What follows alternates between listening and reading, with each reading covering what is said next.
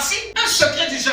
Pendant que tu as faim dans ton corps, ton esprit se renouvelle de jour en jour. Ton esprit se s'édifie de jour en jour. Pendant que tu sens la douleur de la faim, pendant que tu as l'impression que ton corps est en train de souffrir, il faut comprendre ce qui se passe à l'intérieur. C'est un renouveau qui est en train de se faire. Il n'y a rien qui humilie comme le jeûne. Tu sens que tu es brisé. Vous pouvez souvent le faire. Pour ceux qui n'ont pas l'habitude, je vous donne cette idée. Essayez de faire ça au moins une fois dans l'année. D'avoir une habitude de dire que je vais prendre 3 jours et je vais m'enfermer et être dans le silence uniquement moi et Dieu. La seule personne à qui je cause, c'est un esprit. Ça peut être humain. Si tu n'es pas habitué à causer longtemps avec un esprit, c'est les humains qui vont te dominer. Après avoir couru ça et là, métro, boulot, dodo, te dis à un moment là, ma Bible, mes enseignements, et je m'assois dans ma chambre, il faut que je cherche le Dieu de mon salut. Parce que Dieu ne parle pas dans le bruit, Dieu parle dans le silence. Souvent même Dieu te parle, mais c'est le bruit de l'environnement extérieur qui empêche que tu écoutes Dieu. Dieu est un esprit. Et il faut que celui qui l'adore en esprit. Il dit l'homme ne se nourrira pas simplement de pain, mais de toute parole qui sort de la bouche de Dieu. Le plus grand obstacle aux choses que Dieu veut faire par nous, c'est nous-mêmes. Mais quel nous-mêmes? Notre être extérieur, c'est lui qui est notre pire ennemi. C'est l'homme extérieur qui t'appelait même la chair. C'est la même chose. Ton esprit, c'est l'homme intérieur. Donc pour que la vie de l'esprit puisse bénir les autres, ce que Dieu a mis en moi, ce que Dieu a déposé en moi, puisse bénir mon église, puisse bénir les autres qui vont me côtoyer, il faut que le voile de ma chair soit déchiré. Jésus a pu bénir le monde parce que le voile de sa chair a été déchiré. Sa chair à la croix a dû mourir pour que ce qu'il est dans son esprit puisse être communiqué à tous les êtres humains. Qui a envoyé Jésus à la croix? C'est le Père. Le Père qui a emmené ta chair brisée. Est-ce que tu peux voir la main de Dieu en train de commencer à travailler en toi? La plupart du temps, quand le Père est en train de travailler pour déchirer notre voile, on croit que c'est les autres. On se plaint, on murmure. Si tu es enfant de Dieu et que tu m'écoutes, tout ce qui t'arrive, c'est la main de Dieu. Quand tout ce qui t'arrive, je ne parle pas des gens de ténèbres. Je parle en termes de tes expériences, de tes épreuves, de ce que tu traverses, de ce que tu vis. Ne pense pas que c'est le diable qui en est l'auteur. Non, non, non. Le diable, on connaît ses œuvres, il vient pour détruire, tuer. Mais je parle des épreuves par lesquelles le maître des épreuves, c'est Dieu. C'est pas le diable. Et je vous ai dit que l'épreuve, c'est le système réservé par Dieu pour te qualifier à un niveau supérieur. Quand le Saint-Esprit veut laisser ses produits se manifester, le Saint-Esprit doit déchirer notre voile.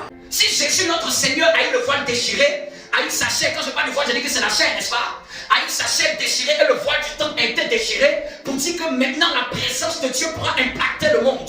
De la même manière, l'enfant de Dieu ne peut pas bénir les autres sans que sa chair, le voile de sa chair, n'est pas mort à lui-même. Ce qui nous empêche et lutte avec Dieu par rapport à notre chair, c'est l'amour que nous avons exagérément pour nous-mêmes. L'amour de soi-même. Un amour exagéré pour soi-même est le plus grand frein à l'obstacle de l'œuvre du Saint-Esprit. C'est-à-dire que je m'aime tellement que je suis le premier rebelle à l'œuvre du Saint-Esprit. C'est que j'aime tellement ma personne. Il est écrit celui qui aimera sa vie va la perdre. Dans le royaume des cieux, il y a une formule. Si tu aimes trop ta vie, Dieu dit tu la perds. Mais si tu laisses cette vie, c'est que si tu la laisses, elle va vivre. Le grain de blé ne peut porter du fruit s'il ne meurt. Non, tu es chrétien, tu as le Saint-Esprit en toi, mais tu ne peux pas impacter la vie des autres avec le Saint-Esprit confiné en toi. Le Saint-Esprit doit déchirer le voile de ta chair. Tu veux une bénédiction pour cette église? Ça sera à la mesure de la mort de ta chair. Tu veux une bénédiction pour ton entourage? Parce qu'on ne bénit pas les autres avec la chair. On bénit le monde avec ce que Dieu a déposé dans notre esprit. Donc arrêtez de croire que ce qui vous arrive, vous croyez que c'est les hommes qui sont derrière. C'est la main de Dieu. Arrêtez de croire que c'est ton employeur qui a un problème avec toi. C'est la main de Dieu qui veut te délivrer. Arrête de croire que c'est ta soeur qui a un problème avec toi. C'est la main de Dieu derrière cette soeur.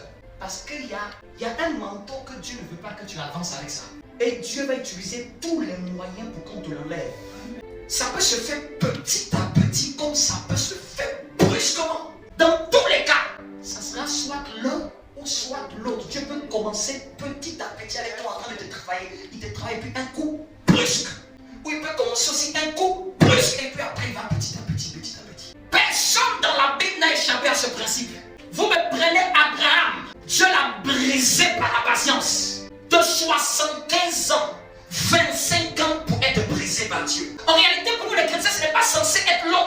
C'est le travail que Dieu fait le plus dans la vie d'un chrétien. J'aimerais dire à quelqu'un, après t'être converti là, sache dans l'état où Dieu t'emmène. Après être converti, né de nouveau baptisé, sache que Dieu t'emmène dans un système pour te dépouiller. Dieu t'emmène dans un système pour te libérer de la chair. Dieu t'emmène dans un désert pour briser le moi de la chair, briser l'homme extérieur. Car Dieu ne travaille pas avec la chair, Dieu travaille avec l'esprit. J'aimerais dire à quelqu'un, quand tu te convertis et que tu as fini l'étape de la conversion, il faut comprendre tout ce qui va se passer après dans les années à venir. Tout ce qui est en train de se passer, épreuve, chemin, pas que ce soit par les hommes, que ce soit par des frères, par des soeurs, par la famille. La main de Dieu est derrière. Dieu veut t'emmener quelque part. Le problème, c'est que les chrétiens, nous n'arrivons pas à reconnaître la main de Dieu, même quand il est en train de nous éprouver. Nous n'arrivons pas à reconnaître la main de Dieu quand il est en train de nous tailler. Nous savons reconnaître la main de Dieu seulement quand on a été visité. Ah oui, j'ai vu la main de Dieu sur ma famille a prospéré. J'ai vu la main de Dieu. Si tu reconnais la main de Dieu quand tu passes par un chemin,